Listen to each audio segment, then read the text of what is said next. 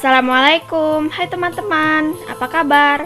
Semoga sehat selalu ya, dan dalam lindungan Allah Subhanahu wa Ta'ala.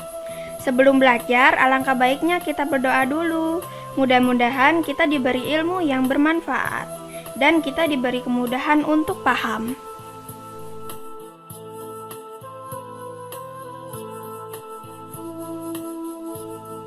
Doa sebelum belajar.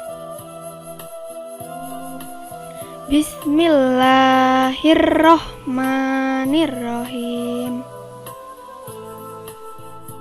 Rabbi zidni ilma warzuqni fahma.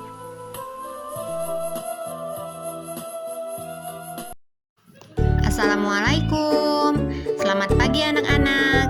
Gimana kabar kalian hari ini? Semoga semuanya dalam keadaan sehat ya.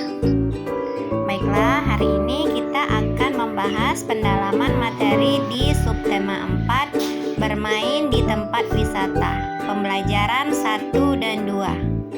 Oke, sekarang kita mulai dengan pembelajaran 1 bahasa Indonesia. Menuliskan fungsi tanda baca dan ejaan. Oke, sekarang buka buku kalian halaman 88. Perhatikan penggunaan tanda baca berikut. Pertama, tanda koma. Tanda koma digunakan untuk merinci. Contoh, ibu membeli mangga, jeruk, dan alpukat di pasar. Selanjutnya, tanda koma juga digunakan untuk memisahkan kalimat setara. Misalnya, Tony ingin ke rumah Nina, tetapi hujan. Berikutnya adalah tanda titik. Tanda titik digunakan untuk mengakhiri kalimat. Contoh, hari sudah sore, waktunya pulang. Titik. Oke ya. Yang kedua, tanda titik digunakan untuk menuliskan nilai uang. Contoh, pensil yang dibeli Andi harganya Rp2.500. Angka 2 dan 5 itu dipisahkan oleh tanda titik. Yang ketiga adalah huruf kapital atau huruf besar. Yang pertama, huruf kapital untuk awal kalimat. Contoh, cuaca hari ini sangat cerah. Huruf C pada awal kalimat dibuat besar atau ditulis besar. Selanjutnya, huruf kapital untuk penulisan nama orang, hari, bulan, dan agama. Contoh, bulan Maret lalu, Dimas dan Nina membeli buku. Untuk penulisan bulan Maret, lalu nama orang Dimas dan Nina awalnya kita tulis dengan huruf kapital. Oke, selanjutnya kita masuk ke matematika. Menentukan pembagian bilangan 1 dan menentukan pembagian dengan bilangan yang sama. Oke, yang pertama adalah menentukan hasil pembagian dengan bilangan 1. Perhatikan contoh berikut. Petugas kebun binatang akan memberi makan jerapah. Petugas akan menyediakan 3 ikat dedaunan. Seluruhnya akan diberikan ke 1 kandang jerapah. Artinya, 3 ikat dibagikan untuk 1 kandang, maka dapat ditulis 3 dibagi 1. Selanjutnya, 3 dibagi 1 sama dengan kita buat pengurangan berulang. Hasilnya harus sampai habis ya. 3 dikurang 1 sebanyak 3 kali. Jadi 3 dibagi 1 sama dengan 3. Oke, jadi pada prinsipnya, jika suatu bilangan dibagi dengan 1, hasilnya adalah bilangan itu sendiri. Oke, berikutnya adalah menentukan hasil pembagian dengan bilangan yang sama. Perhatikan contoh berikut. Ada 4 keranjang rumput. Rumput itu akan dibagikan kepada 4 kandang rusa sama banyak. Maka dapat ditulis 4 dibagi 4 adalah bentuk pengurangan berulangnya 4 dikurangi 4. Langsung habis ya, sama dengan 0. Artinya 4 dibagi 4 sama dengan 1. Jadi pembagian dengan bilangan yang sama hasilnya 1. Oke, selanjutnya kita masuk ke pembelajaran SBDP. Mengidentifikasi bahan alam yang dapat digunakan untuk karya seni atau hiasan. Bahan alam dapat dimanfaatkan menjadi sebuah karya seni. Di sekitar kita banyak terdapat contoh bahan alam yang bisa kita manfaatkan untuk membuat hiasan. Oke, apa saja kira-kira contohnya anak-anak? Contohnya yaitu daun, pasir, biji-bijian, ranting pohon, terus kulit telur atau cangkang telur, dan cangkang kerang, dan masih banyak lagi ya. Oke, berikut adalah contoh karya seni dari daun. Di sini yang dipilih adalah daun pisang. Di sini Ibu Nina akan membuat wadah kue, dan ini adalah langkah-langkah untuk membuat wadahnya. Ada beberapa yang harus disiapkan, yaitu daun, lalu pisau, dan selanjutnya adalah staples. Oke, kalian jika ingin membuat wadah kue bisa mengikuti langkah-langkah seperti di gambar ya. Sekarang selanjutnya kita akan membahas tentang contoh bahan alam yang bisa dipakai untuk membuat karya seni. Nah, di sini ada 6 contoh ya bahannya. Apa aja? Oke, di sini ada daun, lalu kulit telur, pasir, selanjutnya cangkang kerang, biji-bijian, dan ranting pohon. Semua bahan ini ada di sekitar kita ya, dan mudah didapat. Jadi jika kalian ingin membuat hiasan, bisa memilih salah satu dari bahan alam tersebut. Oke, sampai di sini pembelajaran 1 selesai ya. Untuk tugas pembelajaran 1, kerjakan soal-soal latihan halaman 91 nomor 1 sampai dengan nomor 5. Selamat mengerjakan tugas. Selanjutnya kita akan lanjut ke pembelajaran kedua. Oke, sekarang kita masuk ke pembelajaran kedua, bahasa Indonesia. Mengelompokkan benda-benda berdasarkan cerita yang dibaca.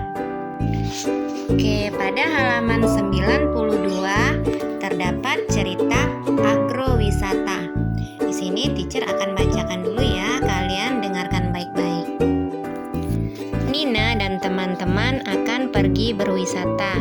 Mereka akan pergi ke agrowisata. Nina dan teman-teman berkumpul di sekolah. Mereka akan berangkat menggunakan bus. Sebelum berangkat, ibu guru memimpin doa. Di agrowisata, mereka belajar banyak hal. Nina dan teman-teman memetik buah-buahan.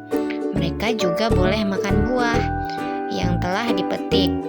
Bu guru berpesan agar siswa menjaga kebersihan. Kulit buah dikumpulkan. Ternyata kulit buah dapat dimanfaatkan. Kulit buah manggis dapat dibuat jus. Kulit rambutan dapat dikeringkan dan diseduh seperti teh. Ada juga yang dibuat kerajinan, misalnya kulit salak. Oke, sekarang berilah tanda centang pada pernyataan sesuai dengan isi cerita yang tadi teacher bacakan. Pertama, Nina dan teman-teman berkunjung ke agrowisata. Ini kira-kira benar atau salah? Iya, benar ya. Ini sesuai dengan isi cerita tadi. Oke, selanjutnya adalah Joni memimpin doa sebelum berangkat. Salah ya, karena pada cerita yang memimpin doa adalah ibu guru.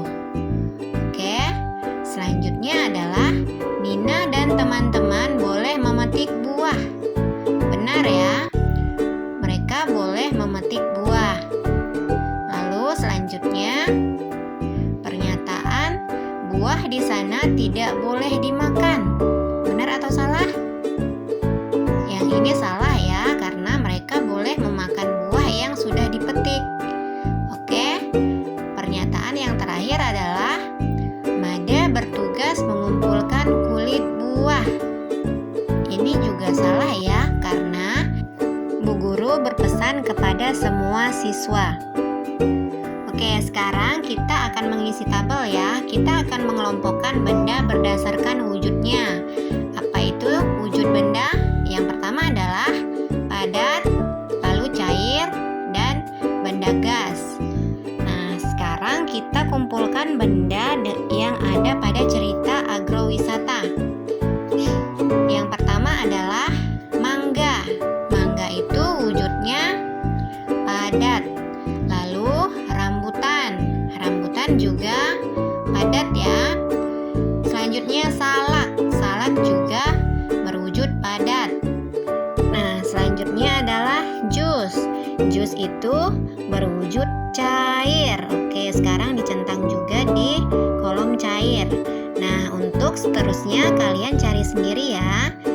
Benda apa, lalu kelompokkan di wujud yang mana, padat, cair, atau gas. Oke. Oke, selanjutnya kita masuk ke pembelajaran PPKN. Aturan di tempat wisata dan aturan di tempat wisata yang sama dengan aturan di rumah. Oke, sekarang buka buku kalian halaman 93. Di sini ceritanya Nina dan teman-temannya tampak senang mereka bisa berkunjung ke agrowisata. Sebelum berangkat menuju agrowisata, Ibu Guru membacakan peraturan. Nah, di sini terdapat 5 peraturan yang harus semuanya mereka taati, harus semuanya dilakukan. Oke, diantaranya adalah siswa harus berkumpul pada pukul 6 di gerbang SD Pelangi. Nomor 2, seluruh siswa tidak diperkenankan membawa barang-barang berharga dan benda tajam. Lalu, selama di perjalanan, seluruh siswa harus tertib dan tidak boleh membuat kegaduhan. Seluruh siswa wajib mengikuti rangkaian acara dengan tertib. Lalu yang terakhir adalah nomor 5, seluruh siswa tidak boleh membuang sampah sembarangan. Nah, selanjutnya kita akan menjelaskan aturan di tempat wisata secara umum ya. Kalau tadi khusus untuk sekolahnya Nina, yang ini adalah secara umum. Contoh aturan di tempat wisata secara umum adalah selalu menjaga kebersihan. Lalu mengantri saat membeli karcis. Oke, selanjutnya adalah contoh aturan di tempat wisata yang sama dengan aturan di rumah. Pertama, membuang sampah pada tempatnya. Yang ini berlaku untuk semua tempat ya, mau kita di rumah teman, di rumah sendiri, ataupun di tempat wisata. Oke, selanjutnya menjaga barang-barang agar tidak rusak. Ini juga berlaku di rumah ya. Nah, selanjutnya masih di halaman 93. Perhatikan gambar A dan B. Sekarang kalian coba tuliskan aturan sesuai yang ditunjukkan oleh gambar. Apakah aturan tersebut juga ada di rumahmu atau tidak? Tuliskan di buku tulismu ya. Nah, untuk pembahasan materi di pembelajaran kedua udah selesai ya. Sekarang untuk tugas pembelajaran kedua, kerjakan soal-soal latihan halaman 95, nomor 1 dan nomor 2 saja ya, yang nomor 3 tidak perlu. Selamat mengerjakan tugas. Wassalamualaikum warahmatullahi wabarakatuh.